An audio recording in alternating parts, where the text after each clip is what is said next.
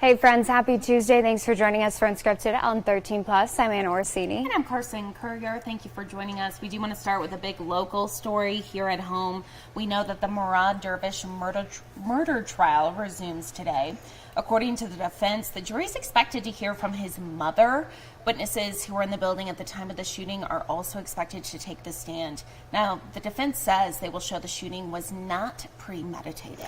Dervish is again facing a first-degree murder charge for the shooting death of hydrology professor Dr. Thomas Meixner back in 2022.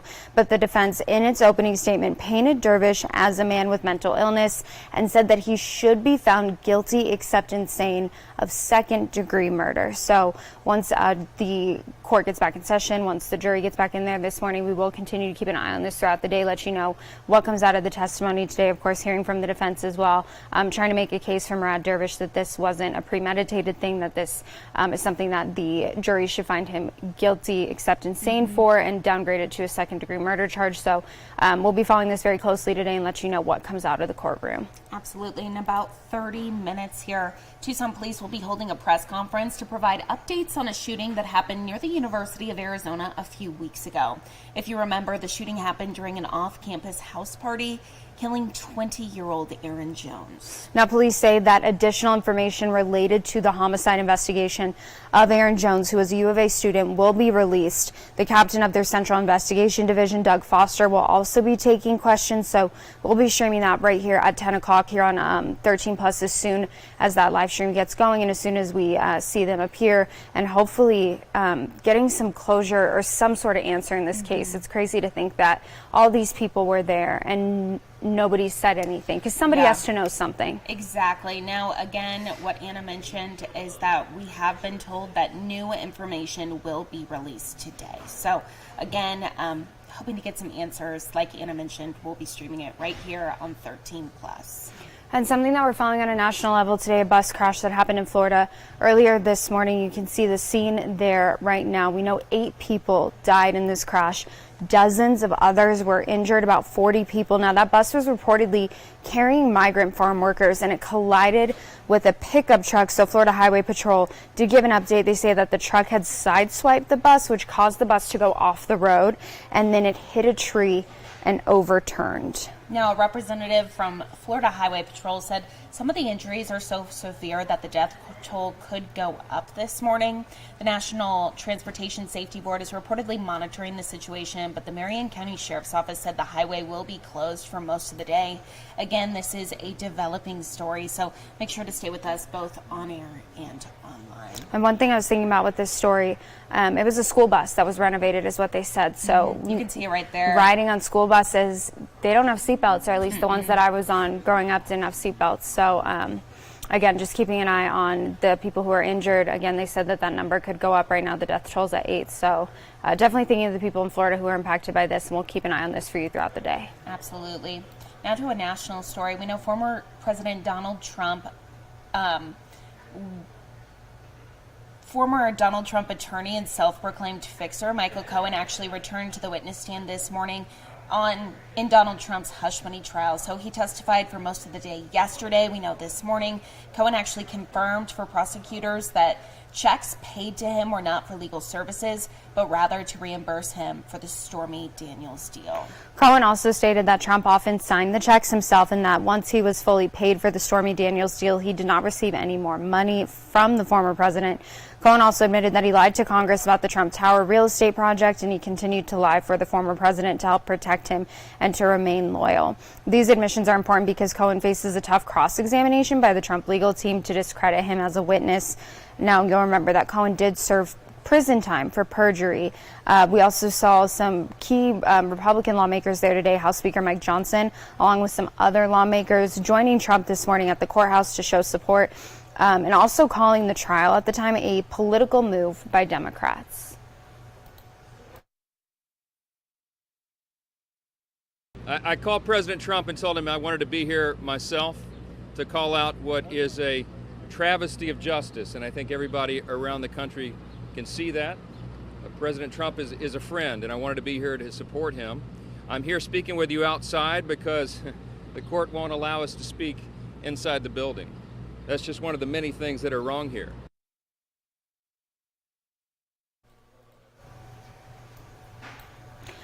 Now, again, of course, this is a big story. Michael Cohen taking the stand again today. So we'll continue to keep an eye on this for you, let you know any developments that come out of the case. Be sure to stay with us both on air and online. This is just another trial that we'll be tracking day by day and kind of just giving you the play-by-play and the recap every single day with what we learn. And taking a live look outside on your Tuesday morning.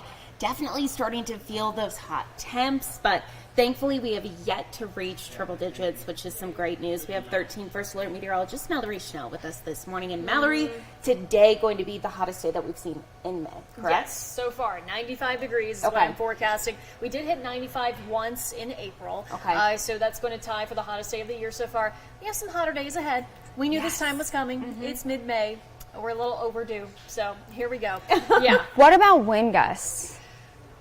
It's going to be gusty, but it's not going to be as bad as last week. Okay. So the reason those temperatures kind of held a little bit cooler last week is because we had that system off to our north. So it brought the wind, but it kept the cooler temperatures. Yeah. So we're going to take some away that wind, especially this weekend, but then the temps go up. So it's kind of a trade-off there. Yeah. So which one you like better? I don't know. Honestly, the hotter temps. Yeah, I'm Hate not a huge wind person. So we're talking 90s across the board. Getting close to that triple-digit mark by the weekend. 95, the forecast high today. We shave off a degree or two tomorrow, a degree or two again on Thursday. Thursday will be the coolest day that we have through the 7-day forecast, and that's a high of 91. We're back up to 95 Friday, 98 Saturday, close to that again on Sunday. And if we do take a look at Tucson's first triple-digit day over the last 5 years, last year and the year before, my first 2 years in Tucson, April. So that's kind of what I come to expect. But of course, it's May 14th, I believe, today, and we have yet to reach the triple digits, which is some good news. The year before, May 13th, the year before, April again. And in 2019, we didn't reach 100 until June 9th, which would be quite nice, but probably not the case this year. The next 7 days in terms of any kind of rainfall staying off to our north, you're seeing that around Flagstaff, the White Mountains area. But yeah, we're not looking to get any of that here in southern Arizona. Current conditions, blue skies, temperatures heating up quickly. We have mid to upper 70s across much of southern Arizona this morning. And thankfully, winds are fairly calm. We're seeing sustained wind speeds either calm or 5 to 7 miles per hour. So nothing all too strong. And by gusts today, we're talking 15 to 20 miles per hour. So that's basically an afternoon breeze that we see this time of year. Today's forecast, temperature-wise, running a degree or two warmer than yesterday. Upper 80s for Nogales and San Manuel. Low to mid 90s for Tucson and Green Valley. And today's forecast for Cochise County, low 80s in Bisbee, mid to upper 80s in Wilcox, Sierra Vista, and Douglas. Now, your first alert 7-day forecast here. Once again, the coolest day, Thursday, 91. We're back up to 95 on Friday, upper 90s Saturday and Sunday, and we stay in the mid 90s by Monday. Overnight lows in the low to mid 60s. So really just getting into that mid-May kind of forecast here as we continue to track those 90s all across the board for Tucson. Okay. Consistent. That's literally what I was going to say. Consistent. You know how to plan for it. Exactly. Not much variety in your Highs in the outfits 90s, this week. Yeah. Lows in the 60s. Okay. And it's still nice overnight, so we'll take that. Yeah, for sure. Perfect. Thank you, Mallory. Thank you, Mallory. Well, as we talk about the month of May and look at these temperatures, one thing that we should be talking about during this month is the fact that May is Mental Health Month, and it's a time to not only bring attention to the issue but also reduce some of the stigma surrounding mental health. According to the Substance Abuse and Mental Health Services Administration, roughly 30% of first responders develop some kind of behavioral health condition like depression or post-traumatic stress disorder. So that's compared to just 20% in the general population. So our very own Jack Cooper has more on what's happening here locally to help first responders. After 2 officers died by suicide in 2021 and another in 2022, CPD Chief Chad Kazmar created a wellness division to help officers with their mental health. Now, that consists of a team with a psychiatrist and also peer support sergeants. That group will actually go out to the scene of any critical incident, such as an officer-involved shooting, and offer support to anyone that was involved. It doesn't only include officers, though, but also those filing the reports, taking crime scene photos, and even witnesses. I'm told the department as a whole has done a great job recently helping its officers dealing with mental health issues and making sure they know it's okay to say something when they aren't feeling right. You're seeing a lot on the job, and then you're going home and you're dealing with things. And it's not that we're all suffering from trauma, and it's not that we've all got these things, but at different points in our lives, we face these things. I always say we all have a rainy day, We don't know when the rainy day is coming, and we don't know if it's going to be a shower or if it's going to be a torrential downpour. But we want to have support in place for all of those things. Now, to put some of what first responders deal with into perspective, the average person will see 4 to 6 traumatic events in their entire life. Meanwhile, an officer will see 20 traumatic events per year. That's why something like a wellness division is so important. Reporting in studio, I'm Jack Cooper, 13 News. There we go. On a much lighter note, take a look at this. So this pup is one of the finalists in a national dog makeover contest. Now, this dog is from Arizona. Her name is Bella. She's a 12-year-old miniature poodle. That transformation is insane. Just look at the weight that you can tell has been lifted off of her and her happy, smiling face. Bella was surrendered to the Humane Society in Phoenix when her owner got sick. So as you can see underneath all that matted and dirty fur, you can see this adorable, happy little pup. If Bella wins first place, that is $10,000 for the Arizona Humane Society. At last check, she has about 600 votes, and she's going against 9 other finalists. So honestly, if you want to look at the website and see all these different dogs, it is so sweet. You can see here, we actually have a link down at the bottom of this web story. This is on KOLD.com, but something that I think a lot of people don't even understand. One, I can't imagine who lets their dog get to a point to where they look like that, but also that's really painful. Those mats hurt. Those mats are super painful, yeah, because Harley has kind of that wiry fur, and even when he gets one that's like teeny tiny, it pulls. Yeah. But I think in her case, she was surrendered by the owner who got sick and couldn't take care of her. So good on the owner for recognizing, Absolutely. you know, I can't take care of my dog anymore.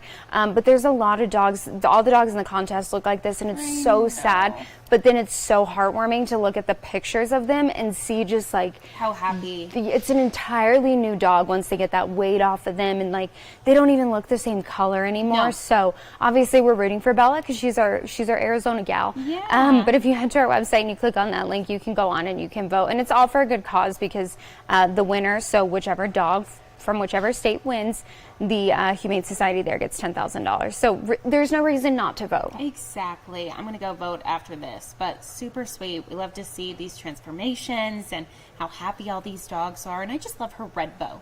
I know, she's such a pretty girl, and she looks so much younger because she's, how old did they say she is? She's like a senior dog, right? Yeah, I think so. So, and she looks like a puppy. You can just see that glow in her eyes. It's crazy. So hopefully Bella finds a home, and hopefully Bella wins, and then it's a win for us and a win for the Humane Society. Absolutely. So turning down to another trending story, we all know this sign, the one that says welcome to fabulous Las Vegas. If you haven't seen it in person, you've probably seen famous pictures of it, and that sign is marking its 65th anniversary.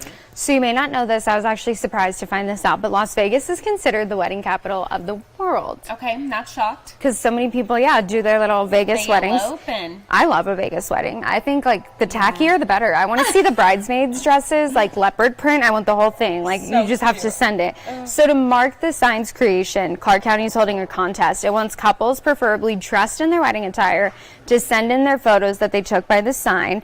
But any married couple can take a photo by the sign and then submit it as long as it's in front of that sign. And then once you submit the photos through Instagram by the end of the month, a committee will then pick the winner of the best photo in June. Oh my gosh, can you just imagine the pictures that some people probably have in front of this sign? And there's a huge line. Oh yeah. If you like want to get a picture here, I know we went with some family one time and we got a group picture, but we had to wait in line for like 20 minutes. Yep. I was like, do we really want to do this? And these people are never in the videos. Like you No. don't see the people waiting in line in the video. No. But yeah, I mean, I'm sure that there are some iconic, even celebrity photos, like wedding photos outside of that sign. But I hope that they put together like a little like collage at the end. Yeah, for everyone to see. Yeah, showing all the wedding photos. So the couple who wins will receive a 12-inch replica of the famous sign. Too funny. And the names of the winners will be included on their little replica sign. So very fun I feel way. like they should get some cash too.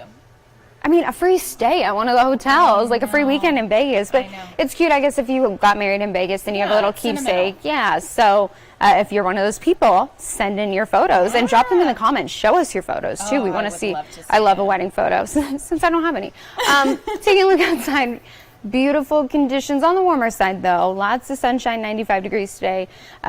Cooler on Thursday, 91. That's our There you go. coolest day of the week. Sure. And then we're climbing back up heading into the weekend. Absolutely. So stay safe out there. Make sure to wear plenty of sunscreen. Drink plenty water. of water. Make sure it's not too hot to walk your pets. That's always one that I love to. Have you been doing the throw out little? there. I have the little back of your hand. The paw touching check? the, Yeah. Cement to see how hot it is. Blacktop, a no-go. Yeah, that's hard because Zona's a big girl. Harley, I carry him across the street. I'm like, you can't walk there. So I don't want to burn their little feet. They need boots, summer booties. I know. Well, summer booties. Summer booties. We'll end it have at to that. go shopping. Have a great rest of your Tuesday. Don't forget to join us back here in about 15 minutes at 10 o'clock. We will have that news conference from Tucson Police with hopefully some updates on that shooting that happened a couple weeks back at the University of Arizona, an off-campus house there. If you remember, a 20-year-old student, Aaron Jones, was killed in that shooting. So they did say that they have additional information to release. We don't know what that is. But just hoping for the sake of her family and everyone else who was involved that night, all of her friends who were there, hoping for some closure in this case and, to see somebody held responsible for the tragic loss of a 20-year-old student. Absolutely. So make sure to tune in at 7 o'clock. That's when we will start streaming that news conference. But for now, thank you so much for watching. We'll be right back here tomorrow at 9:30 for another Unscripted on 13 Plus.